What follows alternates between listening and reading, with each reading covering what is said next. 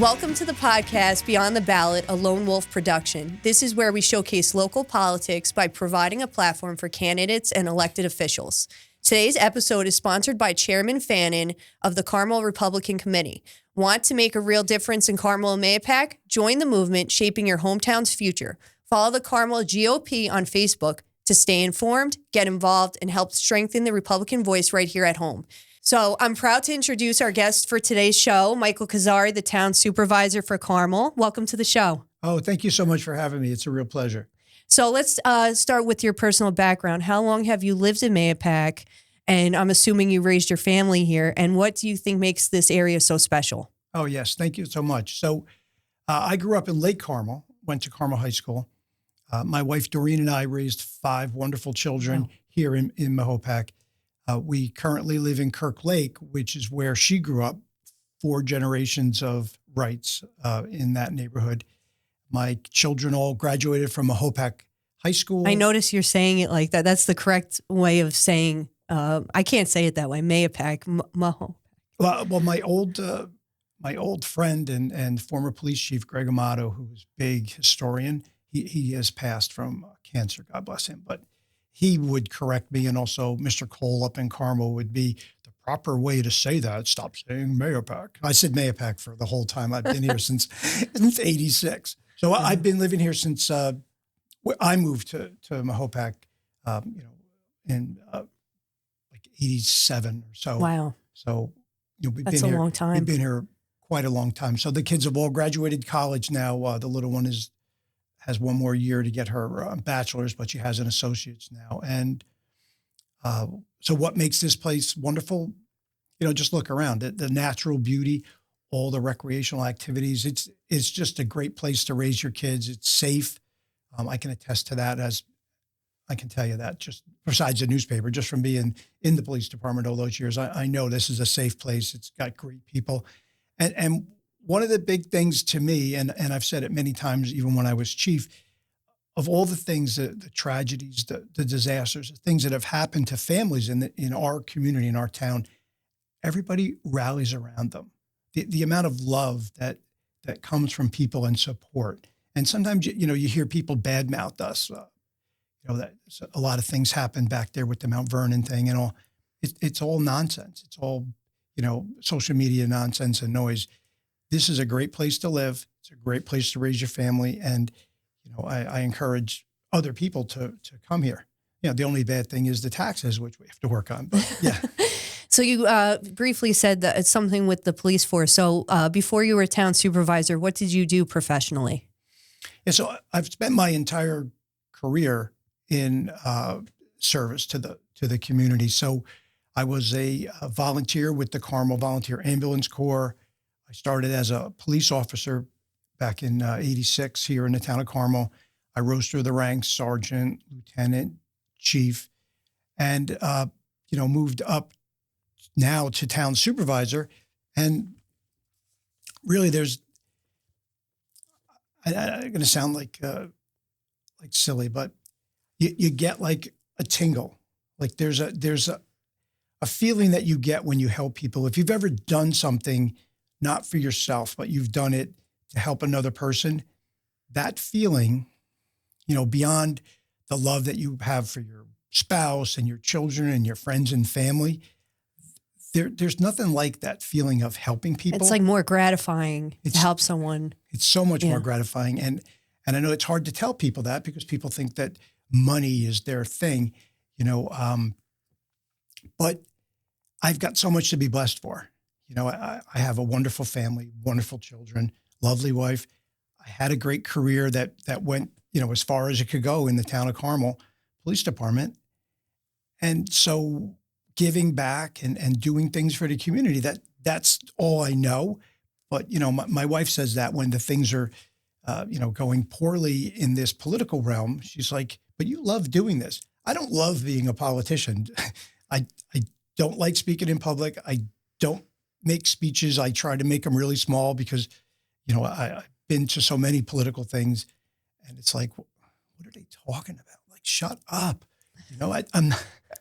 I don't want that, but that feeling of gratification, that feeling of you did something to help somebody, whether it's I don't know, the smallest little thing. There's nothing like it, and that's why. Yes, I do that.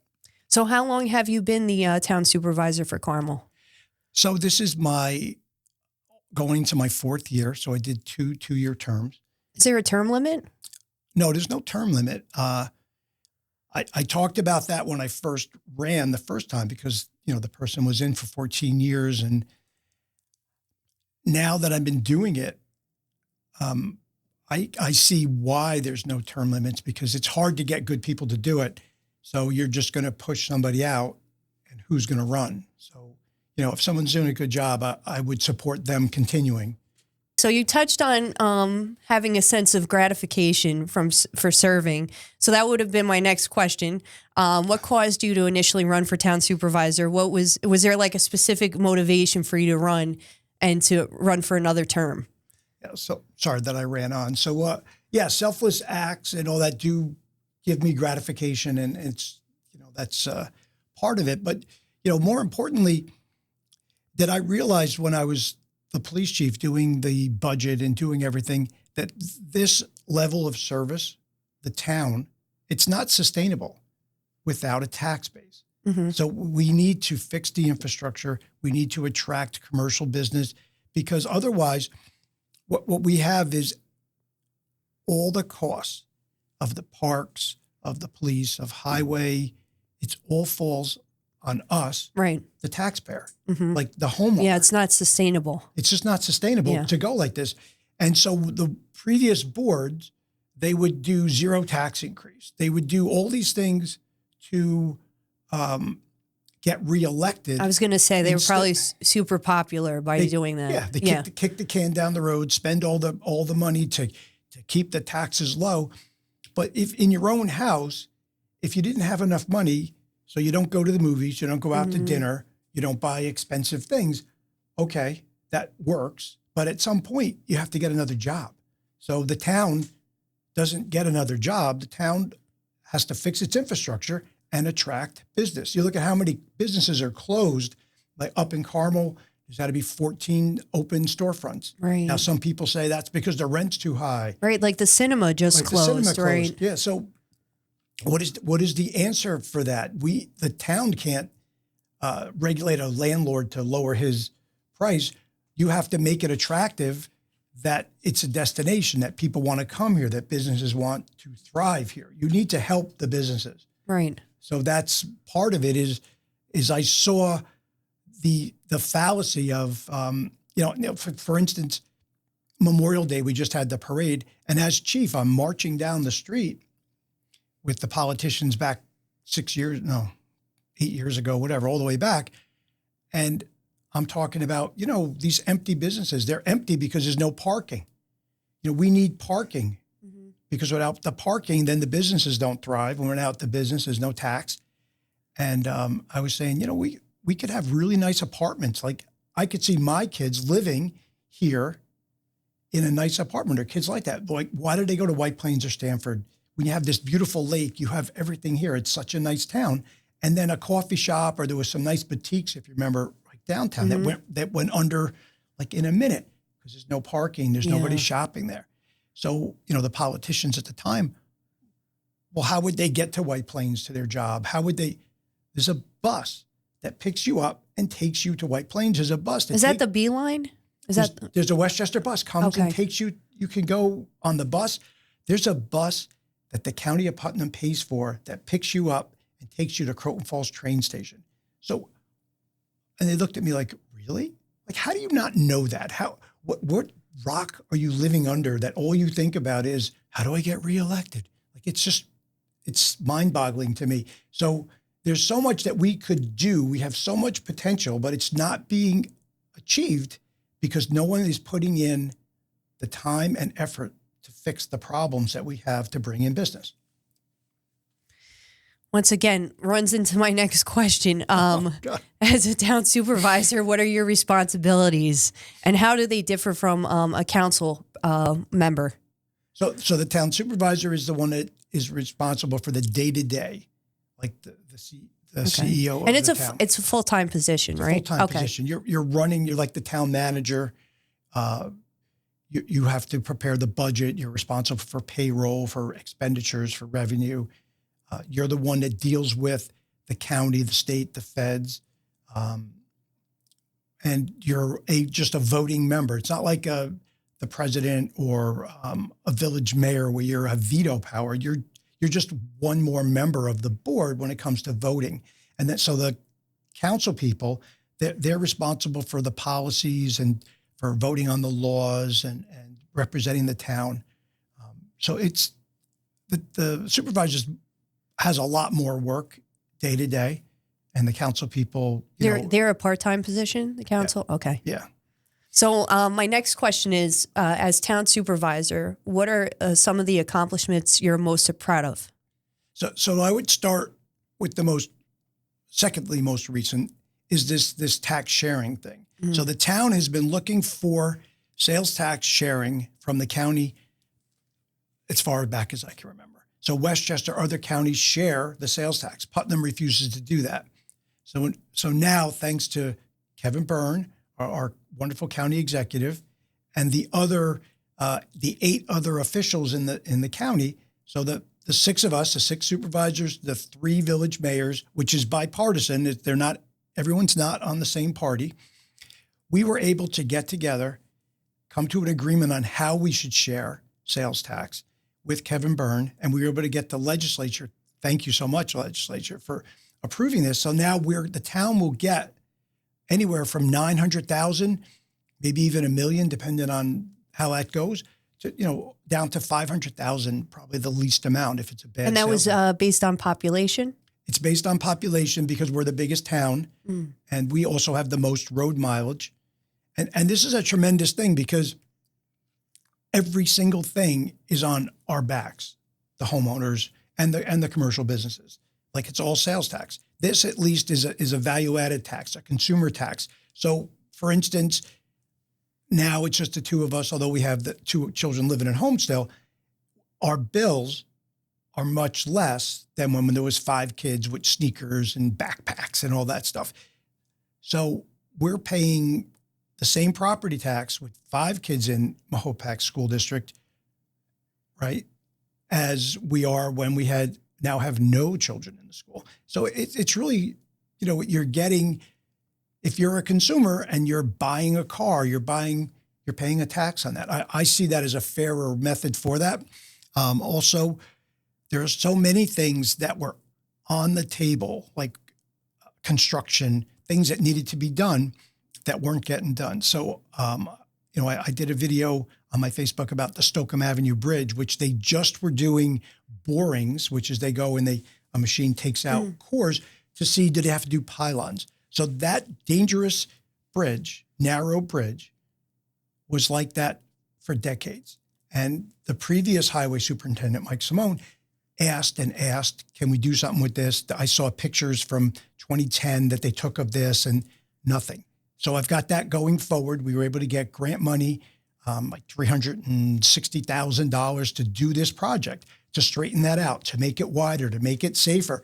And it doesn't benefit, it benefits the kids. It benefits everybody. It's a safety issue. It's ridiculous that didn't get done. 2 other things along that line, road dedication. There was roads that I had the memos from 2006. We're plowing, paving these roads. They're not dedicated. What that means is the town hasn't accepted ownership of them. And if you don't do that, the state DOT doesn't give you money to maintain them. So we get money for every road mile. So currently there's about 174 miles of town road. So there's a percentage of revenue that the state gives you to maintain those roads. So you're maintaining roads and not getting compensated. So I was given that list and I got right on that and we took care of it.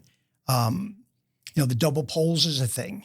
The double poles are all over the place. Utilities, it breaks. So you ask Verizon, NYSEG, Comcast, could you take down the broken pole? They're all over the place. So I had written letters, the previous administration had asked. So I went to Slater and I went to our Senator Harcum. Eventually, when I'm not getting anywhere and they're ignoring me, I went to the Public Service Commission, who told them, hey, you're not listening to this. And suddenly, oh, did you contact us? Like, yes, Verizon, I contacted you. Like, so they've been working on it and they've been reducing them. And really just another small little thing in the grand scheme of life is Bucks Hollow Road. Right across from the Verizon building on Bucks Hollow by the Italian American Club, there's a flooding problem that went on forever. And the highway super, Mike Simone, the previous one, would ask Verizon to pump the water out of, so there's they call it a tomb. It's a big concrete box that has the wires in it. It's under the road that fills with water from the hill. It's the hill where Villa Barone is and all that up there. That water comes down, goes under the ground and goes across the bike path into this vault. That overflows and it would be flooding and it would be ice and there would be accidents in the winter.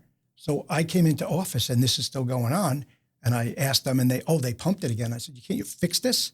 So working with Verizon, pressuring them and our current highway superintendent, they were able to dig it up, put a catch basin in, get the water out of there. Now we don't have ice in the winter. It's another safety thing. But these are things that you need leadership. You need someone to stick with it and continue. I was going to say, you were very persistent. You have to be persistent because, it's kind of like in government, it's like water. They're going to take the path of least resistance. If they can do nothing, if a government worker can work 4 or 5 hours a day, they're gonna. You need to stay on top of them. Stay on top of them and say, hey, you have to follow up every month, every 2 months. Yeah. Where are we at with this? Did you do anything? Because it just drags on and drags on. Mm-hmm. But that's being able to work with the other elected officials, with the other leaders, being able to work with the people at Comcast and Verizon, being able to coordinate with the highway department. You have to, part of this job, like I said, when you asked about what a supervisor, you're the liaison for all of these government agencies. And if someone's asleep at the wheel and not doing their part, nothing gets done. You're vouching for the town. You're representing us to make sure that you get all this stuff done for us. Yeah. But there's things like with the movie theater, you can't. You're the town supervisor. You can't go tell the landlord, Dominic should pay too much rent. Like, it's not, I know New York City with the rent board and stuff, but I don't know how they get away with that. It's really not our place to be telling somebody how to do, but maybe there's incentives that you could help somebody with. Maybe you could encourage another movie theater to come in. I don't know, but yeah. So those are things, just a few things. There's like a ton of things that I could go on and rattle on. Yeah. So what challenges have you faced in your role? Besides that, you had to, break some chops to get things done. So I would say that the state government is our biggest challenge, that they dump, and not to get in trouble with Governor Hochul, but they dump all of these things on us, mandates, like the PFAS is a mandate. For instance, lead piping. We don't want anybody to get lead poisoning. We don't want to affect the children. Yeah. No, but we don't have any lead piping. All our water systems, all our town water, there is no lead piping. Still, they forced us to go dig up 20% of our water connections into houses to prove we didn't have lead piping. So how much did that cost? So we got a price on digging up those things. Was going to be $900,000 for a company to come in for 2 months and dig up these things. So there goes all the sales tax revenue for the year right there in one shot. So they were going to use this jet vac truck, which, it's the one that we clean the catch basins with. It would squirt the water because if you dug, you're going to hit the pipe. So they squirt the water like a water pick and clean it out. So I looked at that and we need to get a new vac truck. So I looked at the price of a vac truck and I said, wait, why don't we buy a vac truck for $600,000, save $300,000. Right. And you'll have it and on we'll hand. have it. Yeah. Like, why am I going to pay you It's like renting a car. Why am I Yeah. going to rent a car? Just buy a car. So we bought the truck, and it's a beautiful truck. The highway guys love it. It's like we got a supersized one. But now, because we're mandated to clean out every catch basin twice a year.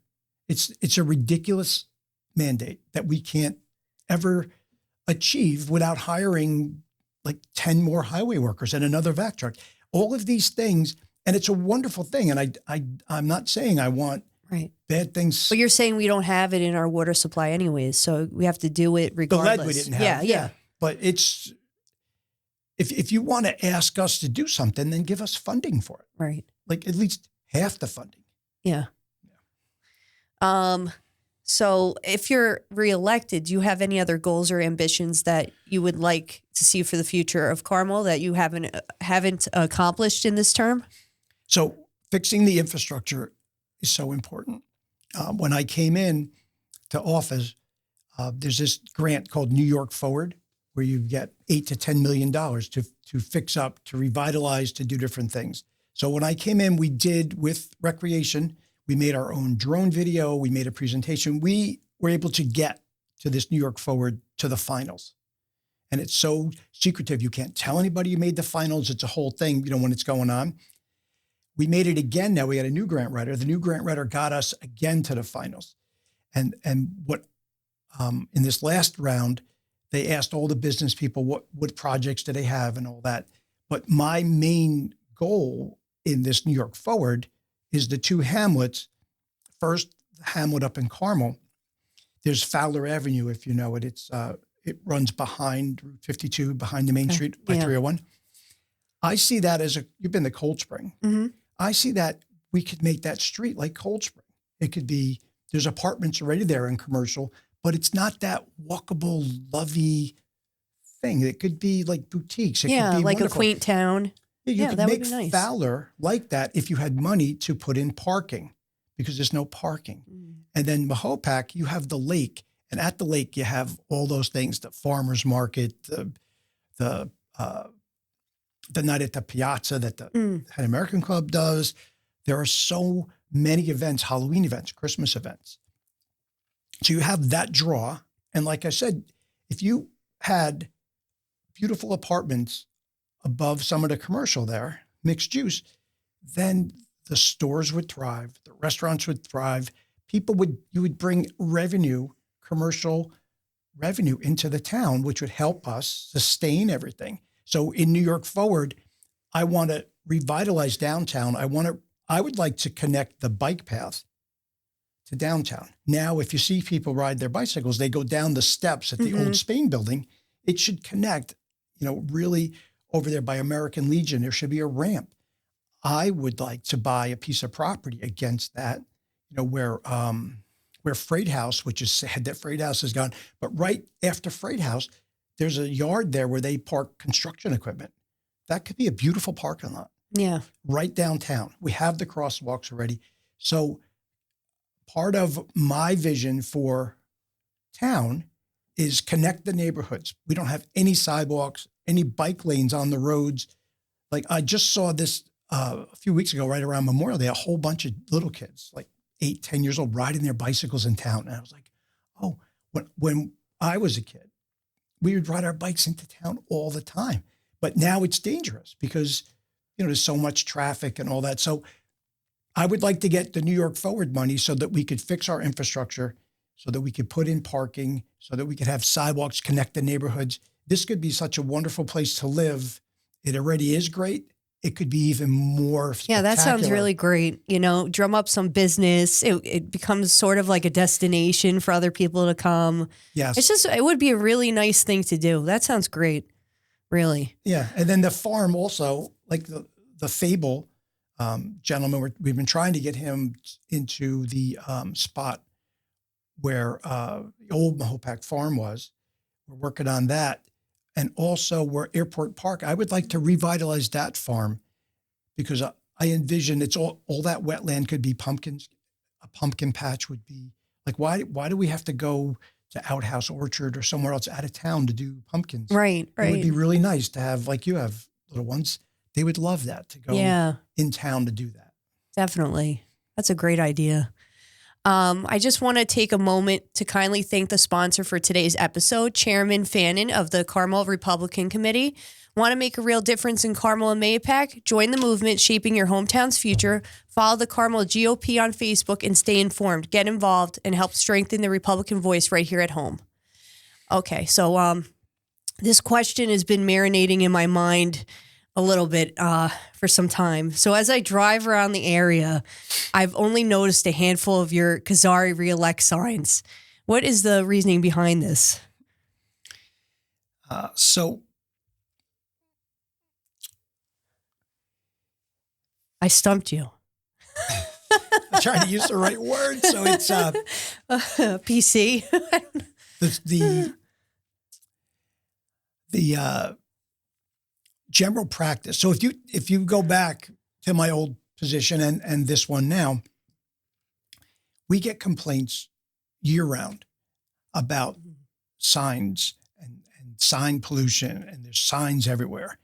And town boards have been wrestling with that for decades. You have to have a balance. You have a balance between your business wants to have a sign that says open, you want to advertise your business, or a politician wants to get their name out, but also how many signs is too many? What is ugly? What is obtrusive? Like, so the town board has a recommendation. It's been the practice that 15 days before the start of election is when you put signs up. And then from the end of that election, so it would be from the 25th of June, 5 days past, the sign should come up so that you're not just having sign pollution everywhere. So I'm going to put my signs up. I was hoping this afternoon to start putting my signs out. And that's the reason why, because you can't, it just looks tacky. I don't know. It just, I didn't want to say that word. I said it. That's fine. It's fine. All right. Good answer. Good answer. Fair answer. So now we've reached the part of the episode where we incorporate questions that we've received from followers. First question that we've received is, what are the 2 to 3 biggest issues that Mahopac Carmel community members are facing, and how do you plan on addressing those issues? I know this is probably redundant, most likely infrastructure, but go at it. Well, we could just say again, property taxes, of doing something to bring things in, because if we continue down this path that we're going, you're going to have a town that's only going to be wealthy people and low income living in the apartments that the wealthy people own. We, the middle class, are being driven out by the taxes. The PFAS, which I said, it's that forever chemical that's in the water. We've been working to try to figure out what is the best solution for that problem. We ran a pilot of this ion that collects them and versus a granulated activated carbon solution. The carbon, like a carbon filter, you would do on a water pitcher on a larger scale, a bunch of the water like Suez water. If people don't have town water, they have private companies. So they've already put some of those big containers in. It's like a giant filter. The problem with that is the contaminants. You can't just wash the carbon. The government is making you dispose of that. It's now hazardous waste. Oh. So it's the price of that is going to go through the roof, and the carbon comes from coal. So the price of that is going through the roof because everybody needs it. It's hard. We're working on a pilot to figure out what's the best, because you have to do the best thing for the people. It's not always what's the politically correct. What do people, I won't get voted if I do that. You have to do the right thing. You can't be just doing what looks best for you. You didn't get elected to get reelected. You got elected to do the right thing. And that's what, it should be principle over politics. I've always been people. What's the best thing for the people, not what's the best thing for me. And your family lives here as well. So, you're vested, right? Yeah. And the neglected infrastructure again, of course. And one of the big things for me is, for instance, Lake Cassie, which we used to live at, and Kirk Lake, where I'm in now, all of the effluent, all of the septic systems that fail and are running into the lake. So I was able to get money from the county. We had $6,000 for both lakes. We paid this water company to go out with the help of Highway and test the catch basins and try to figure out which catch basin, which pipe from which house is it coming from, because it's, you can smell it. And if you talk to the health department, oh, just because it smells like that doesn't mean, okay. I think it does. I think if you smell it, you know that that's somebody's if septic. it quacks, like with the... But they don't have the staff to do it, and the county won't go out. So you have to go out, find which house it is for them to go tell the people you got to do a dye test. It's kind of ridiculous with that. But yeah, those are redundant, but those are the things I think. So it's safe to assume that you and the town board members don't always see eye to eye. How do you remain grounded in order to eventually reach a resolution? So being the former police, we're problem solvers. I like to say that we try to find a compromise. You're taught to see the other person's point of view. You don't just, be myopic and it's my way. You take a half a loaf, compromise. You don't just say, oh, it's my way or the highway. You have to compromise with people within reason. So I think that that's important. And me personally, I'm not beholden to any special interests. I'm not a puppet for anybody. There's no powerful people, pushing me my agenda, telling me you'll do this or that. I'm doing what's best for the people. And that's just the way that it is. And, I hope to find common ground and that we can work together and get things done, because you have to get along with people to get things done. Your opponent has openly criticized you on social media on numerous occasions. What are you thinking when you hear his commentary? So I was saying before we went on, that is a question that I get from residents about why do you do this? How do you put up with this? I would paraphrase, like I said, that Edmund Burke, who said that evil prevails when good people just do nothing. I think all that social media noise, all of that dissuades good people from running for office, because who wants their family attacked?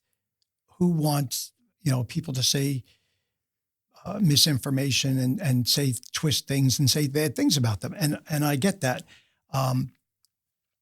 Having, when you've dealt with dangerous things, when you've come in harm's way, you kind of get a different perspective about things, and you don't let things bother you. So the police, they train you to be respectful, to treat people with dignity, to remain calm in those situations and not, do something that you will regret later. So, I believe that God will work everything out. It doesn't always work out the way that you want it to, but there's the things like in the 12 steps, there's things you can control and things you can't.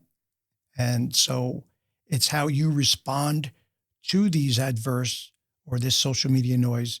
That's the important thing. And, to just stay course and focus on your own mission. Stay calm, just do the right thing. And, the people, I think that the people could tell if somebody is authentic, if someone is truthful, if somebody is honest. I mean, they get fooled. I've seen that. We've all been fooled by people. But I'm just I'm so grateful. Like I said, I'm blessed to have a loving family and to have support and friends and God, and that's how I deal with it. I just stay calm. That's great.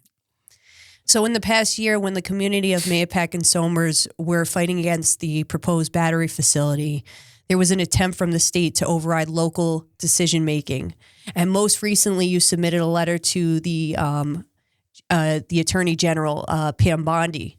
And in this letter, you wrote about requesting support in defending the constitutional right of home rule in regard to land use and zoning authority. Can you expand on this? And I mean, it was, to me, I think it was very innovative of you to do this. Oh, thank you. Yeah, so we were able to, I think you were part of all the stuff going on with the battery farm. So legislatively, the way that it would work was they would have had to go out and do studies, and eventually it would have been shown that this is a dangerous thing and it's not wanted, and it would have fallen through. But when you have, moms and dads and kids having anxiety, thinking that they're going to die from this, it had to stop. I think it's a difference when you are a parent that you understand and you feel if you're a good parent. So, so we went through that process. We nipped that in the bud by making legislation that you cannot put these farms in. And then the governor, as I was complaining about what is the biggest problem, the governor decides to make that law 94C, where they're just going to do what they want. And they can do that and override the constitutional power that the local government has because it's in the best interest. It's good for the state. Right. Okay. It's good for the state. Well, you're not letting natural gas, which would be a boom for our state, go in. Natural gas, which is clean. There's no reason the Indian Point couldn't be using natural gas right now.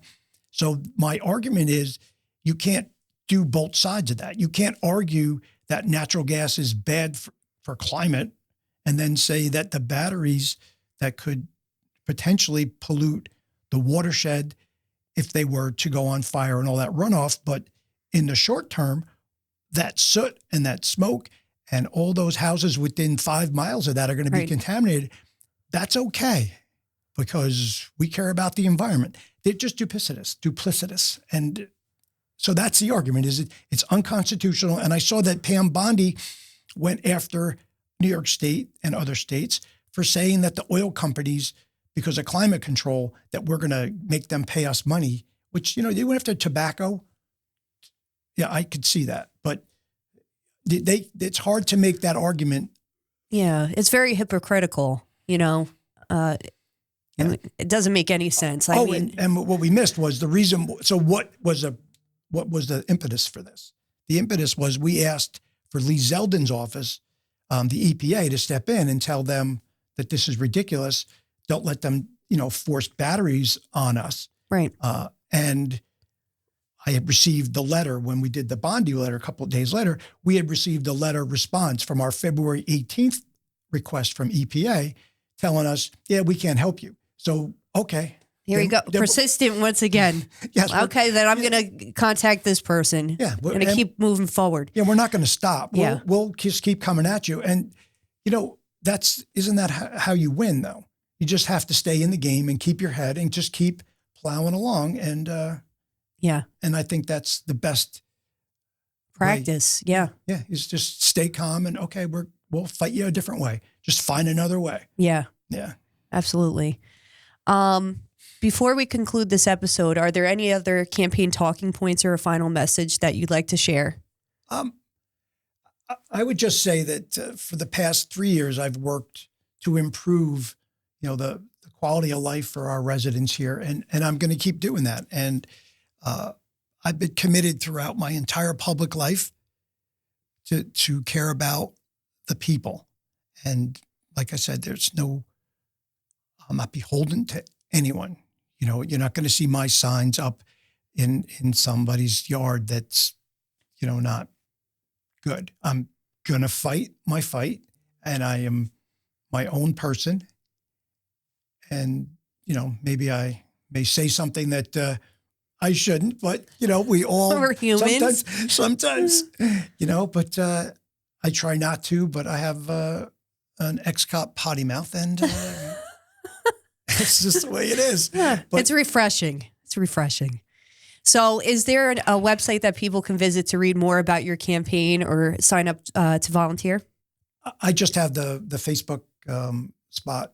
Okay. Michael Carazzi, and the one with the police chief picture in it is the political one, and Instagram, and I have email Carazzi campaign at Gmail and friends of Carazzi at Gmail. Okay. And then the primary is June 24th. Early voting is June 14th. 14th to the 22nd up at the... Okay. And That's it. There you have it, folks. Mike Carazzi, Town Supervisor of Carmel. It's been a pleasure having you on the show. It was great meeting you. Thank you so much for having me over your house. If anyone, a small business owner or individual would be interested in sponsoring future episodes, please contact us for details. Thank you for watching the podcast Beyond the Ballot. Like, subscribe, leave us your comments or any questions that you might have for future guests. Thank you. Thank you.